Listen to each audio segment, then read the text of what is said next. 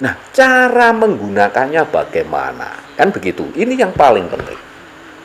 Supaya kerejekian, supaya uang, supaya kekayaan dasih ira bareng prapta. Assalamualaikum warahmatullahi wabarakatuh. Salam sejahtera untuk kita semuanya. Rahayu, rahayu, rahayu.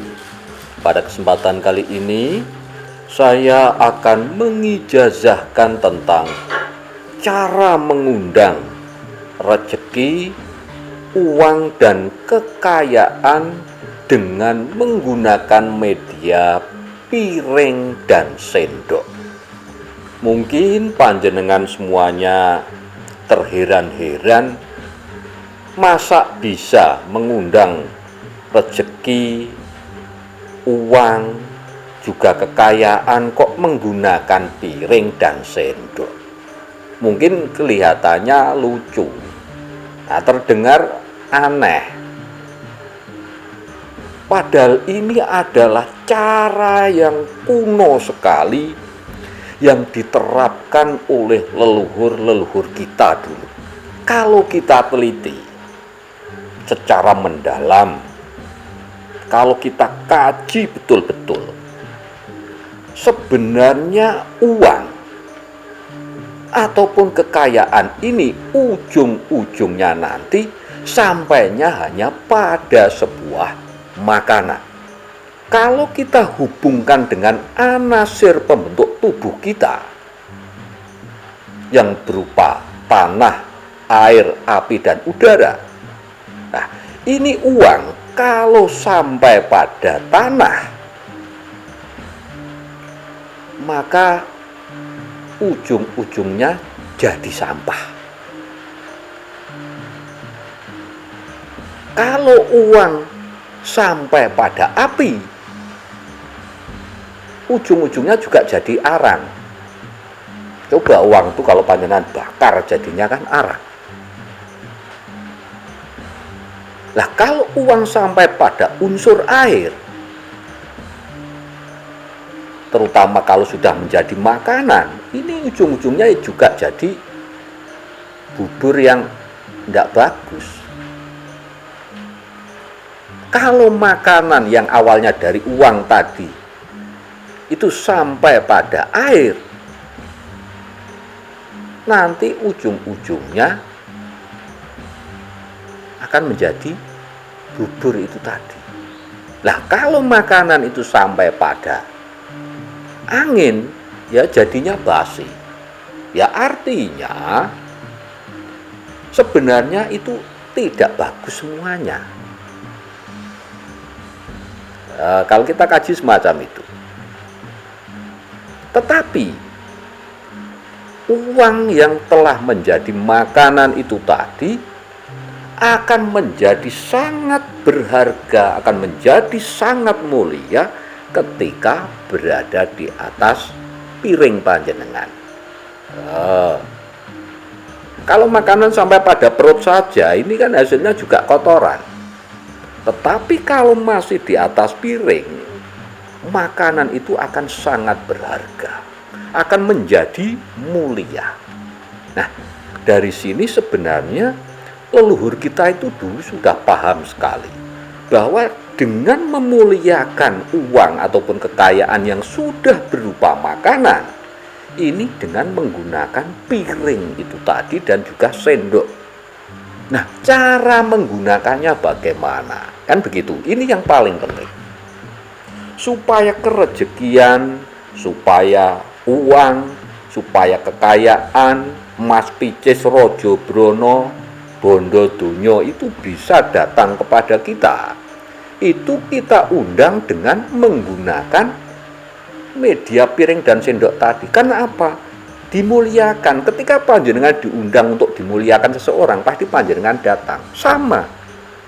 Ketika harta benda, ketika Bondo Dunyo Mas Picis Rojo Brono, ini panjenengan undang dengan kemuliaannya, dengan panjenengan memuliakannya, maka akan datang dengan hati yang gembira. Nah, cara menggunakannya begini, supaya uang tadi, kekayaan Mas Picis Rajabrono, harta benda itu bisa datang ngawula dumateng kita. Jadi kita jadikan kawula. Kalau kita jadikan kawula, uang, harta, kekayaan itu tadi ngawula kepada kita, maka nanti akan mudah kita atur. Tetapi kalau uang ini kita jadikan tuan, maka dia akan menjadi kurang ajar. Panjenengan nanti yang akan diperbudak oleh uang. Tetapi kalau uang ini nanti kita jadikan kawula, maka harta kekayaan Mas Picis Rajabrono Bondodonya itu tadi itu akan berbakti, akan ngawula, akan bermanfaat kepada kita. Langsung saja caranya.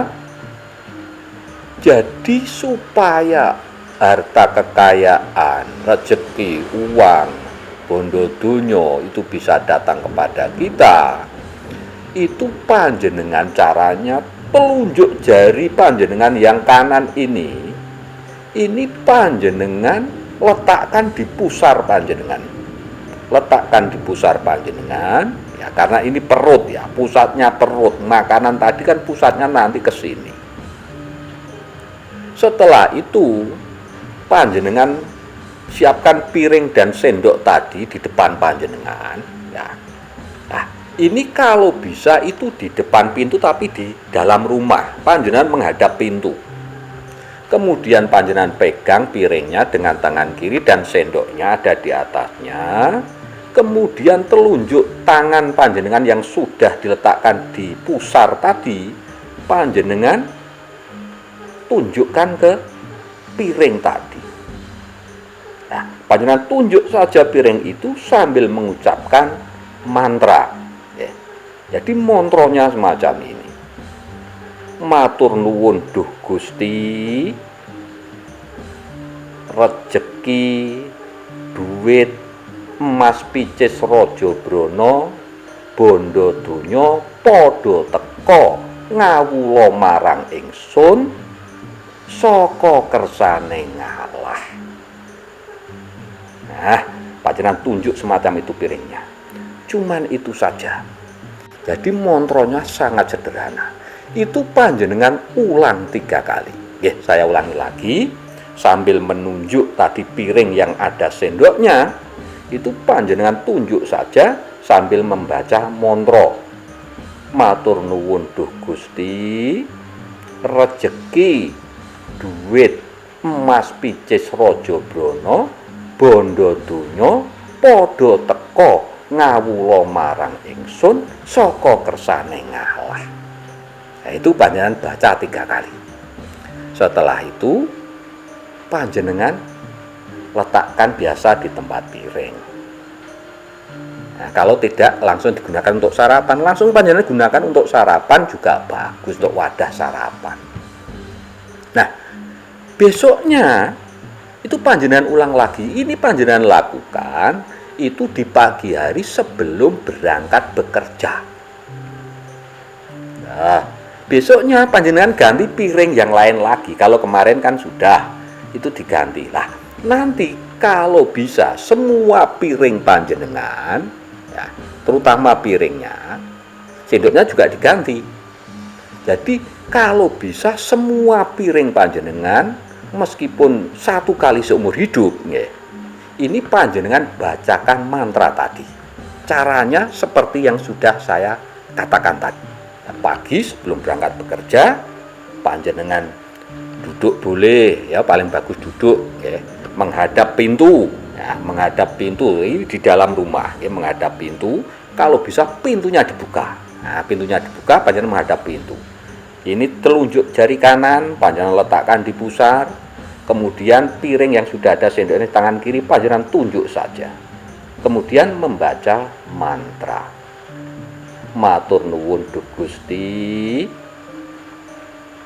rejeki, duit, emas picis raja brana, bondo donya padha teka ngawula marang ingsun saka kersane ngalah. Nah, itu panjenengan baca 3 kali. Setelah itu panjenengan besoknya ganti lagi. Nah, itu caranya. Jadi minimal 1 piring ini, piring panjenengan yang ada di rumah, itu panjenengan bacakan sekali meskipun seumur hidup. Nah, itu nanti maka secara otomatis yang namanya rezeki, yang berupa duit, yang berupa uang, kekayaan, entah itu harta benda, bondo donya, nanti akan datang sendiri kepada panjenengan dengan cara yang tidak panjenengan duga. Dan harta benda, uang, dan kekayaan tadi akan ngawula kepada kita. Jadi sekali lagi, kalau sudah mendapatkan harta benda kekayaan yang panjenengan inginkan, jangan sampai itu panjenengan jadikan tuan, tetapi jadikanlah kawula.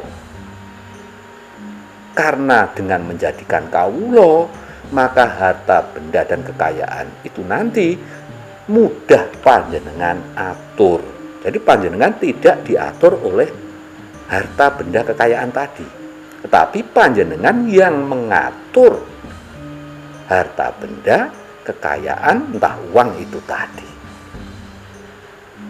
Artinya ketika panjenengan sudah mendapatkan itu semua, panjenengan bisa manfaatkan untuk kepentingan orang banyak. Jadi rezeki yang panjenengan miliki, yang kita miliki ini tidak seluruhnya itu rezeki kita, tetapi ada sebagian rezeki orang lain yang dititipkan kepada kita.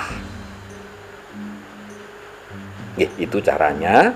Monggo panjenengan praktekkan ya, dengan rasa matur nuwun marang Gusti, dengan berterima kasih kepada Tuhan, lakukan dengan kegembiraan, maka apa yang panjenengan cita-citakan, terutama masalah kekayaan, masalah uang, masalah kerejekian, masalah harta benda, akan mudah datang dan mengabdi kepada kita. Demikian bahasan kita kali ini, mudah-mudahan bermanfaat untuk kita semuanya. Matur sembah nuwun. Wassalamualaikum warahmatullahi wabarakatuh.